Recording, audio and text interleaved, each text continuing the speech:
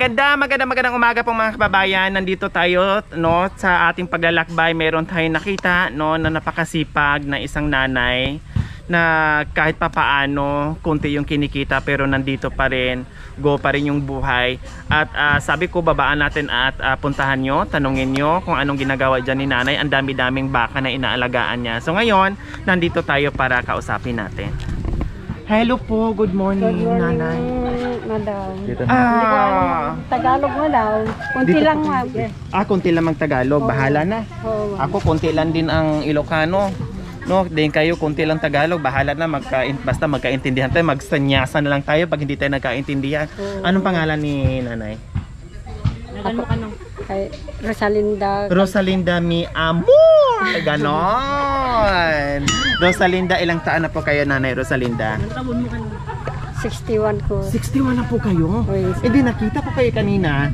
Meron kayong bike, kinarga nyo doon yung, anong tawag doon, yung mga damo para sa baka. No? At akala ko, lalaki kayo kasi ang lakas nyong binuha. Sorry sabi ko, puntahan nyo nga si tatay.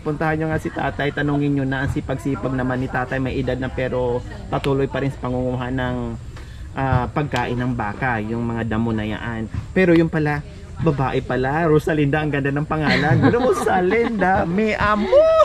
Ganon. So, nanay Rosalinda, ilang taon na kayo dito sa pagpapastol ng baka or pangunguha ng kumpay or pangunguha ng damo para pagkain dito sa baka? Ilang taon, manong taon na? Hanggang taon ako ng 11. Nagkukuha ako ng kalabaw doon ngayon. Ha? 11 years old pa lang kayo, nanay? Hanggang ngayon yun lang yung trabaho nyo. Ilan po ang asawa nyo? Ilan po ang anak nyo? Wala sir. Ay, okay. So walang... Dalaga ako sir. Dalagang ulay. Dalagang... matandang dalaga. Oo sir, ma'am. Bakit hindi nag-aasawa si nanay Rosalinda?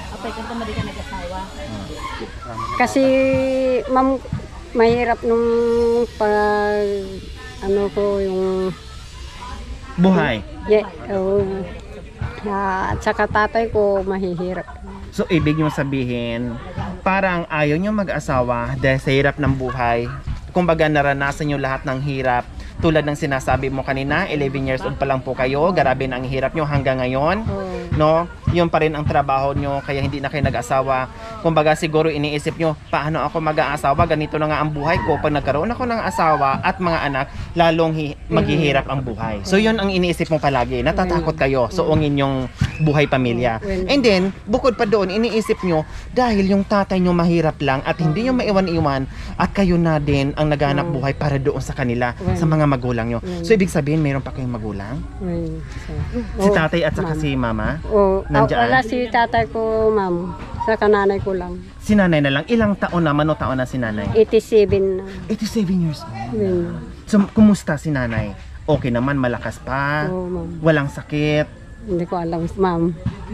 Umiinom na. May maintenance. So, hanggang ngayon patuloy yung paghanap buhay kaya hindi nyo maiwan-iwan yung pamilya mo dahil doon sa pagmamahal mo doon sa mga magulang mo at hanggang ngayon ikaw ang nagpapakain kay nanay na 87 years old na. Ma'am. Wow. Hindi ba kayo napapagod sa ginagawa nyo, nanay Rosalinda? Minsan, ma'am, pagod na ako. Minsan, hindi palakasan ko yung Sa makatuwid, pinipilit nyo kahit nakainda na kayo ng pagod sa katawan nyo, kahit parang gusto nyo magpahinga pero hindi nyo magawa-gawa dahil paano yung pagkain nyo kung magpahinga ka sa trabaho. Yun yung madalas iniisip nyo. Ngayon, araw-araw. Ngayon, kumusta? Anong inalmusal nyo bago kayo nagsimula doon sa pangunguha ng damo? Kape lang. So may lakas ba yung pagkapilang? Paano walang kanin? And then ang bigat ng binubuhat mo. Pabalik-balik kayo. Kanina nakikita ko pabalik-balik kayo. Kape lang ang kinain nyo. Hindi pa ako nag-almusal. Almusal. Oo. So parang ito na yung nagiging pamilya mo, ito na yung nagiging asawa, yung mga baka, yung ito na yung nagiging anak mo, pamilya mo, asawa mo, itong baka at saka mga kalabaw, parang ganon. Nag-i-enjoy kayo dito. Biro nyo, 11 years old kayo, ganon na hanggang ngayon. Hindi ako kasalanan. Talagang hanggang 11 ako, hindi ako nakapag-aral mo. Hindi po kayo nakapag-aral. Oo. Kumbaga, ang aga nyo namulat sa trabaho para masuportahan mo yung pamilya mo. Dahil nakikita nyo po na mahirap lang. Gumagawa kayo ng diskarte para makatulong sa mga magulang. Ganon. Panganay po ba kayong anak? 3. Pangatlo kayo, pangatlong anak. Lahat ng mga kapatid nyo may mga asawa niya, kayo na lang po. Oo. Siguro binigay kayo ni Lord na hindi kayo nag-asawa, no, dahil para mag-alaga doon sa mga magulang mo na hanggang ngayon inaalagaan niyo. Oo, ma'am. No? Okay, so nandito kami na kahit papaano makapagbigay sa iyo ng munting ayuda, na kahit papaano maibsan man lang ang iyong iniisip araw-araw, no, kung saan ka kukuha yung pagkain mo, at hindi lang sa iyo, pati sa pati sa nanay mo, na kahit papaano na maibsan yon, no, at hindi mo na iisipin kung saan ka kukuha ng bigas, saan ka kukuha ng grocery, pambili at para may makain si nanay. Kano ba ang kinikita ni Nanay Rosalinda sa pagiging ganyan? Kunti-kunti lang. Kunti-kunti lang. Pero so, sa makatuwid, nanay, yearly kayo kumikita 27 pesos, almost 28 pesos yung arawan nyo dito sa pagpapastol at pagpapakain ng baka. So yun. Tama ilan yung ginawa nyo, nanay, no? Yung diskarte na magagapas kayo after dito, magtatanim kayo ng palay para makakain kayo at meron kayong pang-araw-araw ni nanay at saka ni Lula na may makain. Tama. Okay, ibigay na yung Christmas gift ni Nanay Rosalinda. No. So anong dala-dala ni Jacoy? Ito madam, isang sakong bigas. Yes, isang sakong bigas. Isang tray na itlog po. Yes, may ulam na. Ano pang groceries natin Ito meron madam, dyan? pang merinda po nila ni nanay at ni Lola. Ito po. At may pangkape-kape na rin at gatas para kay Lola. Wow, sako. Meron na rin po ito mga sardinas at pangluto. Gamit pangluto po. Ayan. At dito na rin yung mga instant noodles, pasikanton at noodles. So ayan po mga kabayan, no. Isa si nanay ngayon sa mapalad, no, sa umagang ito dahil nakita natin siya at napansin natin hindi tayo nagkamali, ni-approach natin siya.